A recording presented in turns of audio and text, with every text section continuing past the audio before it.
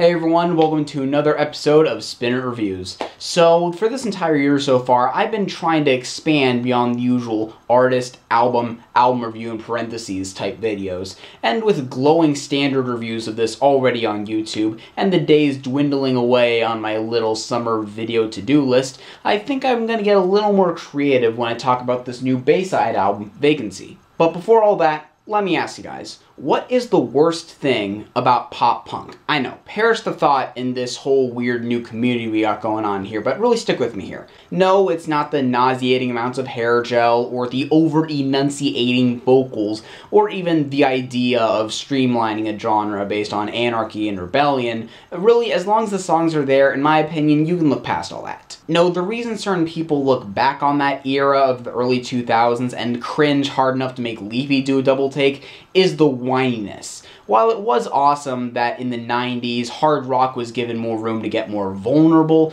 what came with it was this torrential downpour of first world problem anthems that tried way too hard to pander and unfortunately succeeded. But that's mostly because, in my opinion, mixing that lighthearted, bratty nature of the 90s punk boom with an attempt to make you actually feel bad for the protagonist and, God forbid, try to be deep can be an ugly combination. It's like around the same time when a gangster rapper would try to write a sincere love song, you just get the feeling they're way out of their depth, you know? Now enter Bayside, a band somewhere between the worlds of pop punk, hard rock, just straight up punk, and just great rock music altogether that's been releasing music consistently since about 2003, and I only discovered in 2014. Their album Cult ended up my top 10 of that year, and when I got around to their most celebrated album, 2007's The Walking Wounded, it immediately shot up the ranks of my all-time favorites. Why is that? Well, to put it simply, and actually relate to the video title, they take the anxiety and melodrama attempted before, and in my opinion, make it far more potent. For more on that, we're going to look at their new album, Vacancy.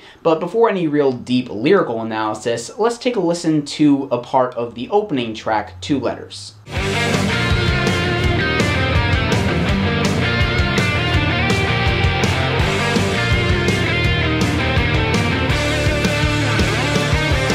Now, in this genre by nature, it's hard to sound all that distinct from the opening notes, since the norm is to pick 3 random power chords in a familiar formation and just kind of go nuts. I'll even throw myself under the bus in that regard. But what makes Bayside an exception to this is in how they use these little extra touches to really create a mood. If you'll allow me for a second to put what I learned in Intro to Music Theory to the test, you'll see a lot more sharps and minor intervals, so that even when it's getting you all riled up with that sweet riffage and impossibly catchy chorus, there's also this impending sense of dread being slowly injected into it, like some really dramatic insulin. An unconventional approach for harder styles outside maybe some metal stuff. And you can even say it's theatrical in tone, like frontman Anthony Ranieri himself did on the Lead Singer Syndrome podcast, calling Bayside's style, quote, punk rock show tunes. You can even see it on Vacancy a lot, in like the sing-songy melodies and sudden bouncy piano on I've Been Dead All Day, to the riff in Not Fair that can only be described as the background music for a demonic carnival roller coaster. Of course, Bayside weren't the first band to make punk rock bombastic, but unlike other bands that went for a kind of similar aesthetic, for a better or worse, this extra flair never bleeds over into becoming a gimmick, or letting the camp totally take over. More than anything else, it just takes that emotional turmoil being talked about in the lyrics, and just slaps a little musical nervous laugh on top of it, just to make it slightly uneasy for the listener and give them another reason to really get sucked in. For more detailed examples, I strongly recommend going to the Inside the Track series they did for every song on this thing on Hopeless Records channel. As someone deep in the recording process now, it's pretty eye-opening for me, frankly. Time signature changes, Anthony's elaborate self-harmonizing vocals, there's far more musicianship here on display than I think they get credit for. But what are the situations this style is soundtracking? Well, going back to what Anthony initially said on Lead Singer Syndrome, while going through a divorce and through a bunch of cases of wrong place, wrong time, he wound up stuck far from home in a Tennessee motel for months on end as the only way for him to see his kid regularly. See, this is the kind of insane circumstance that calls for an over-the-top frustration, which a band like Bayside have kind of been mastering for the better part of a decade now. Going back to 2 letters, the best way to use this inspiration to its full potential is to lay it all out there in the beginning. From this song alone, he's longing for a time when there wasn't as much pressure put on him from all angles, how he should approach his ex-wife who he's still reeling from the divorce from, and how having a kid will keep them together in some form no matter what. I'm going to talk in another editorial sometime in the future on the importance of lyrical detail, but this is a prime example of that. See, this is something a lot of lyricists forget about when making their "screw you unnamed person" type anthems. Building a case. They just lash out for 10 tracks and leave it implied for the listener to assume they're in the right.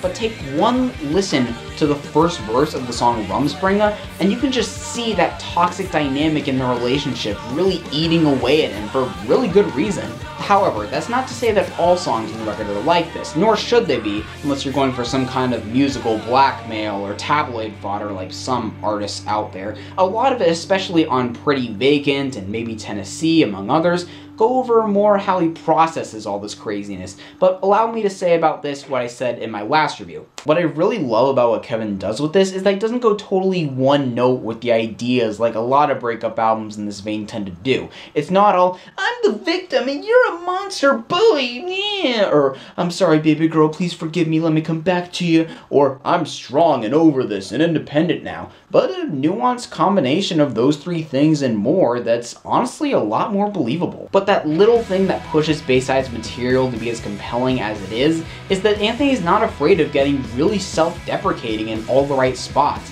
If you'll allow me to put what I learned in my interpersonal communications class to the test for a second, there's a healthy balance here between the you statements and the I statements. He'll just gladly say he's full of shit in expertly crafted lines like, "Oh my god, I am so full of shit." And in a move I've frankly hardly ever seen before, he straight up breaks the 4th wall at certain points and just questions whether his account of the situation as he's describing it in the lyrics is even all that credible in the first place. The bridge of enemy lines, parts of "I've been dead all day" and "the ghost," and heck, the entirety of it doesn't make it true. Which in a weird roundabout way gives him even more credibility, and gives the situation as a whole even more weight, just because you don't know what to believe, and even he's willing to acknowledge that the situation's far more nuanced than just a few choice turns of phrases that are character assassinating for sure, but damn are they clever. That whole idea is summed up perfectly in the aptly titled closer, "It's Not as Depressing as It Sounds." Following some of the most dark and chilling imagery on the record, he just drops all pretense and says, albeit in more lyrical terms, "Well, yeah, of course I'm exaggerating some of this stuff, but with all this crap going on I've been telling you about, can you really blame me?" It's one of those awesome meta moments alongside stuttering and Head on a Plate that really seals why Anthony Ranieri's become one of my favorite songwriters, and why Bayside again pulls off these high emotional stakes in punk music really better than anyone.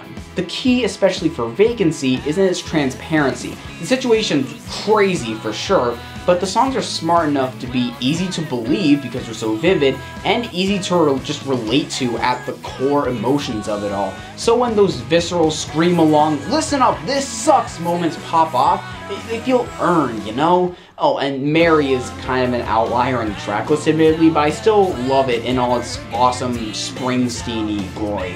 Okay, that was a nice little gushing session, but it was just my own little way of subverting the typical review format and focusing on a part of this record that I found a lot more fascinating than anything else. So if you guys have heard this record or just have thoughts on the idea of punk rock being all dramatic and over the top and stuff, I'm curious because I do kind of want to start a conversation here with this, I guess, editorial series. Let me know in the comments, share this around with anyone who might be interested. Follow me on Twitter for more updates, see what else I do with this whole new thing, and hopefully I'll see you in the next episode of Spin It Reviews. Bye.